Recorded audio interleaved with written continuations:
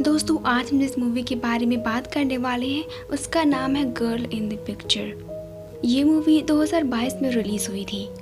ये मूवी एक real story पर बेस्ड है। इस स्टोरी को सुनते वक्त आपको ऐसा लगेगा कि ये कुत्ते आपस में उलझते ही जा रहे हैं, लेकिन जैसे जैसे आप ये वीडियो देखेंगे तो आपको सब कुछ क्लियर हो जाएगा।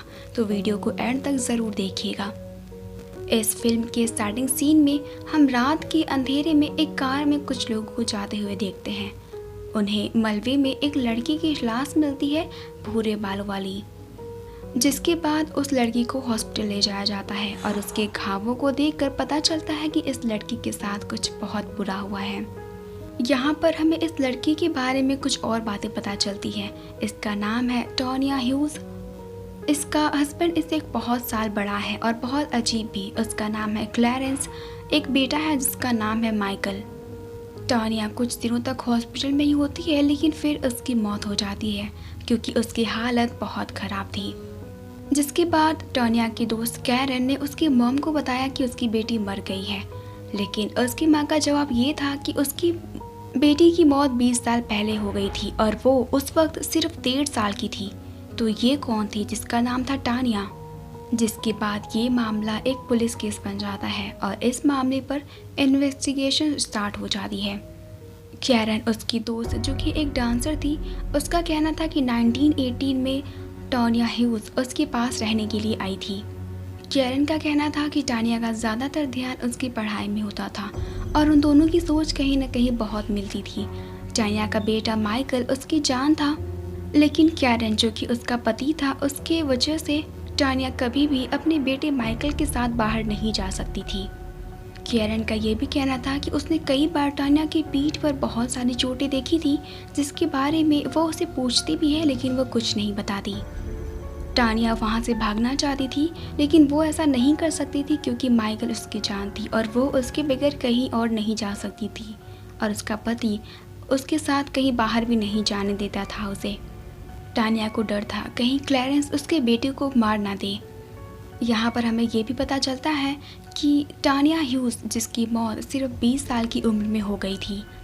जैसे जैसे टानिया का ये केस आगे बढ़ता गया, वैसे वैसे उसके जानने वाले लोगों को पता चला कि वो टानिया है ही नहीं। तो आखिरकार वो है कौन? उसकी माँ के मरने के बाद माइकल की हालत धीरे धीरे ख़राब होने लगी। वो ना ही कुछ बोलता था और ना ही कुछ खाता था और वो अपने डैड से भी बात नहीं करता था। जिसके बाद माइकल को फॉस्टर होम में भेज दिया गया। माइकल वहाँ पर 2 सालों तक रहा और बीच बीच में उसके डैड उससे मिलने के लिए जाते थे। जब भी माइकल को उसके डैड से मिलने के लिए भेजा जाता था तो वो सिर्फ छुप जाता था और कहता था कि वो बहुत बुरे हैं और वो उनसे मिलना नहीं चाहता। लेकिन उसके डैड क्लैरेंस का कहना था कि उसकी पत्नी की मौत अचानक हो गई है और वो भी बहुत बुरी तरीके से, इसलिए वो भी सदमे में है और इसलिए वो अपने बेटे का ख्याल नहीं रख पा रहा, लेकिन वो एक अच्छा डैड है। जिसके बाद डीएचएस के कहने पर माइकल का पैटर्निटी टेस्ट करवाया गया और उस टेस्ट से ये पता चला कि माइकल की डैड उसके पिता है ही नहीं।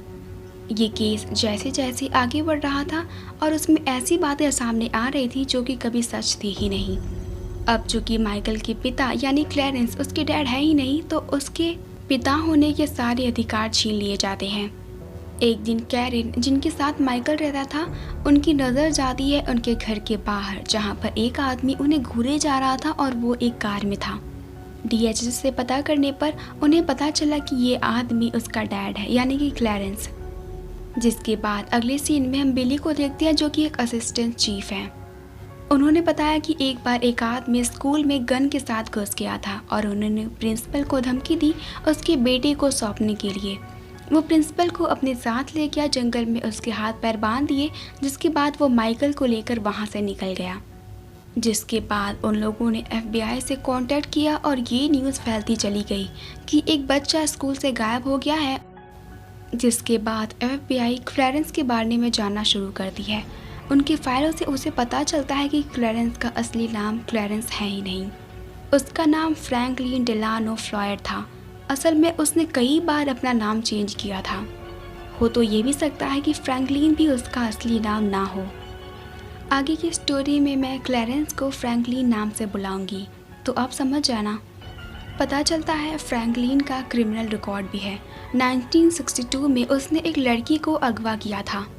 उसने 63 बैंक को लूटा था, जिसके लिए उसे जेल जाना पड़ा। वो बाहर आया, फिर से उसने क्राइम किया, फिर जेल गया और बाहर आया, और अभी वो 10 सालों तक बाहर रहा, जिसकी वजह से मुसीबतें और बढ़ती गई। इसी दौरान टानिया ह्यूज के बारे में एक खबर मिलती है। उनके दोस्त, जो कि उनकी हाई स्कूल की एक फ्रेंड थी, उससे पता चलता है कि एक बार टानिया ने उसे अचानक से कॉल किया और उसने उसे बताया कि वो प्रेग्नेंट है, जिसकी वजह से उसके दोस्त को बहुत झटका लगा। उसने पूछा कि तुम अब क्या करोगी। टानिया ने ये कहा कि अब वो कॉलेज नहीं आ सकती क्योंकि उसके पिता उसे कॉलेज नहीं जाने देंगे। तो अभी वो लोग एरिज़ोना जा रहे हैं, जहाँ पर वो बच्चे को गोद लेने के लिए दे देंगे, क्योंकि उसके डैड नहीं चाहते कि वो इस बच्चे को अपने साथ रखे। इसी दौरान 1986 से एक और बात सामने आती है।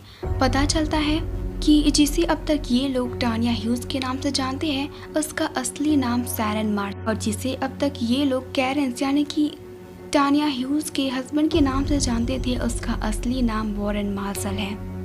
ये केस अभी और भी उलझता जा रहा था। धीरे धीरे सबको इस केस के बारे में पता चल गया था, और सबका सिर्फ एक ही सवाल था कि असल में वो लड़की थी कौन। शैरन यानी कि टानिया ह्यूज अभी 2 पर्सनालिटी के रूप में उभर कर सबके सामने आई है। जैनी, जो कि शैरन की दोस्त है, उससे उन्हें पता चलता है कि शैरन ने हर बार हर जगह पर अपना नाम बदला था, और ये नाम उन्हें उस जगह की अलग अलग कब्र से पता चली। उन्होंने अपने दोस्त से कहा था कि वो एरिज़ोना जा रहे हैं, लेकिन वो न्यूट शहर में आ गए।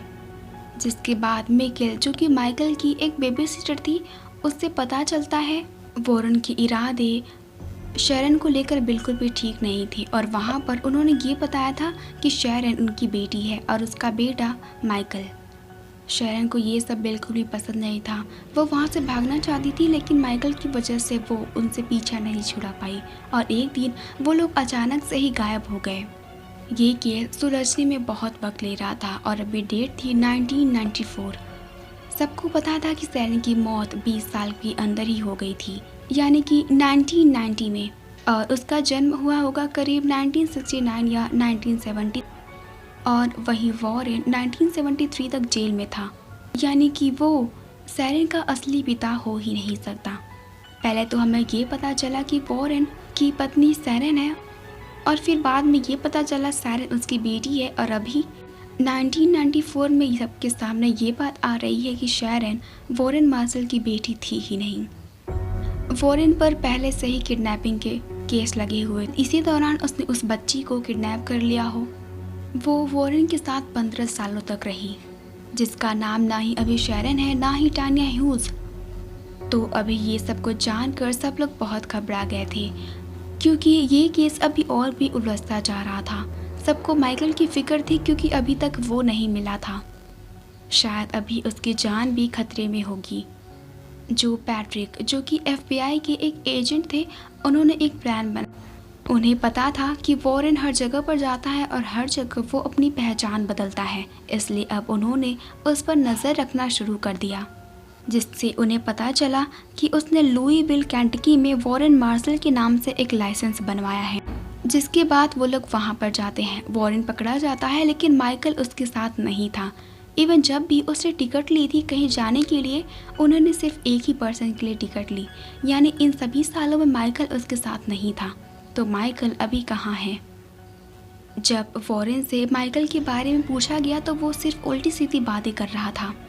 सबको लग रहा था कि माइकल मर गया है, लेकिन अभी तक उसकी डेड बॉडी नहीं मिली है।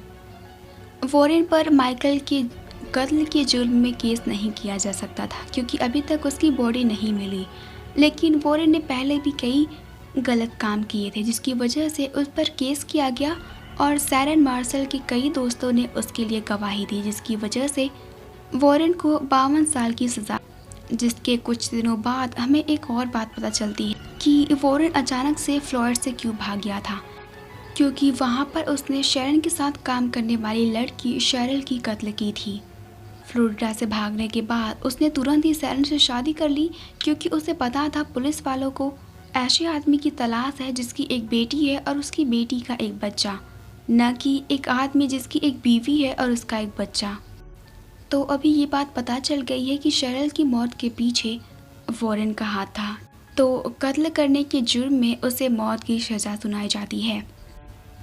वक्त बीतने के साथ साथ ये केस धीरे धीरे ठंडा होने लगा, लेकिन सबको अभी भी नहीं पता था कि माइकल कहाँ पे है और शेरिल मार्शन असल में थी कौन और उसका असली नाम क्या था।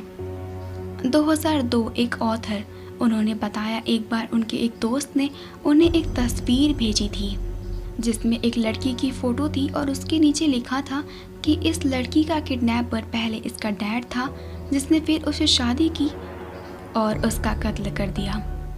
ये ऑथर अभी इस केस के बारे में और जानना चाहता था, तो वो जो पैट्रिक, जो कि एक FBI एजेंट थे जो कि इस केस पर इन्वेस्टिगेशन कर रहे थे, वो उनसे जाकर मिलता है और फिर वो डिसाइड करता है कि वो इस केस पर एक बुक लिखेगा। जिसके बाद वो जेल में जाता है वॉरेन से मिलने के लिए। यहाँ पर हमें एक और बात पता चलती है कि वॉरेन की पिछले दिनों में भी उसके साथ कुछ बहुत बुरा हुआ था। उसकी माँ उसे छोड़कर चली गई थी और वो जहाँ पर रहता था वहाँ के लोग उसे बहुत परेशान किया करते थे। इवन वहाँ पर रहने वाले लड़कों ने भी उसका रेप किया था और 18 साल की उम्र में उसकी दिमागी हालत और भी ख़राब हो गई थी। वॉरेन अपने बारे में तो सब कुछ बता रहा था, लेकिन उसने जो किया है यानी शेरन और माइकल के बारे में, उसके बारे में वो कुछ भी बताना नहीं चाहता था। जिसके बाद में उस ऑथर को उस केस के बारे में कोई नई जानकारी तो, लेकिन उसने उस बुक को एक ब्यूटीफुल चाइल्ड के नाम से पब्लिक की। ये बुक लोगों को बहुत पसंद आई और जैसे जैसे ये बुक फेमस होती गई वैसे वैसे फिर से ये केस ताज़ा होता गया। सबके ज़ुबान पे सिर्फ एक ही सवाल था कि शेरन कौन है और माइकल कहाँ पर है। 2005 में उस ऑथर को एक ईमेल आता है और आपको जानकर हैरानी होगी कि ये ईमेल उसे किसने लिखा था। ये ईमेल था शेरन की बेटी मेगन का। जब शेरन पहली बार प्रेग्नेंट हुई थी तो उसने उस बच्चे को गोद लेने के लिए दे दिया था और यही थी मेगन। जिसके बाद फिर से ये केस रीस्टार्ट किया गया। फ्रैंकलिन यानी वॉरेन के साथ फिर से एक इंटरव्यू फिक्स किया गया और उस दौरान वॉरेन फिर से उल्टी सीधी बातें कर रहा था। उसे बहुत बार बातों में फंसाने की कोशिश की गई, जिससे पता चला कि अब माइकल इस दुनिया में नहीं रहा, यानी कि वो मर चुका है। वॉरेन बताता है कि उसने 2 बुलेट उसके सर के पीछे मारी थी जिसकी वजह से उसे दर्द ना हो। वो जगह जहाँ पर माइकल को दफनाया गया था वहाँ पर खुदाई भी की जाती है, लेकिन उन्हें माइकल की बॉडी कहीं नहीं मिलती। वो दोनों ऑफिसर्स वॉरेन को अपनी बातों में बहुत फंसाते हैं, तो फाइनली वो सच सबके सामने बोल देता है। वो कहता है कि शेरन का असली नाम सुजैन था, सुजैन। जिसके बाद सुजैन का बर्थ सर्टिफिकेट भी मिल जाता है जिस पर माँ का नाम था और बाबा का नाम भी, सैंडा वेंडरबर्ग और क्लिफर्ड सेबेकस, और वो दोनों ही अभी जिंदा हैं। जब सुजैन की असली मॉम को उसके बारे में पता चलता है तो वो बहुत ही दुखी हो जाती हैं। उन्होंने बताया कि उनकी बेटी बहुत समझदार थी और बहुत चंचल। सुजैन की माँ का उसके पिता के साथ डिवोर्स हो गया था, जिसकी वजह से वो बहुत परेशान थी। जिसके बाद उन्हें फ्रैंकलिन मिला यानी कि वॉरेन, और उन्होंने उन पर भरोसा करके उससे शादी कर ली। लेकिन धीरे धीरे फ्रैंकलिन का असली चेहरा सबके सामने आने लगा। उसके हाथ में हमेशा एक नाइफ रहती थी जिससे वो सुजैन की माँ को धमकाता था। एक दिन जब सुजैन की माँ बाहर गई हुई थी तभी फ्रैंकलिन उनके तीनों बच्चियों को लेकर भाग जाता है। जिसके कुछ टाइम बाद उसने सबसे 2 छोटी बच्चियाँ एलिस और एमी को एक ऑर्फनेज में छोड़ दिया और सुजैन को अपने साथ लेकर चला गया। और उसके बाद क्या हुआ वो सब आपको पता है। तो फाइनली अभी ये केस बिल्कुल क्लियर हो चुका था। सबको पता था कि सुजैन कौन थी। अभी सुजैन की कब्र पर फाइनली उसका असली नाम लिखा गया था। वहाँ पर सभी लोग उससे मिलने के लिए आते हैं, यानी कि उसकी कब्र पर। इस पूरी मूवी में मैंने एक बात नोटिस की, सुजैन जिसके साथ भी एक पल के लिए भी रहती थी वो उसे दिल से अपना दोस्त मान, इसलिए उसके इस केस में उन लोगों ने उसकी पूरी तरह से मदद की थी, जिनमें थे उसके दोस्त, उसके हाई स्कूल के दोस्त जिनसे वो बाद में मिली भी नहीं, उसकी बेबी सिटर, इवन वो लोग भी जिन्होंने इस केस को इन्वेस्टिगेट किया था। और इसी के साथ ये मूवी यहीं पर ख़त्म हो जाती है। ये थी इस मूवी की कहानी। दोस्तों, आपको मेरी ये वीडियो कैसी लगी और अगर आपको मेरी ये वीडियो पसंद आई है तो मेरे चैनल को सब्सक्राइब करके बेल आइकन को दबाएं ऐसी और भी वीडियोस देखने के लिए।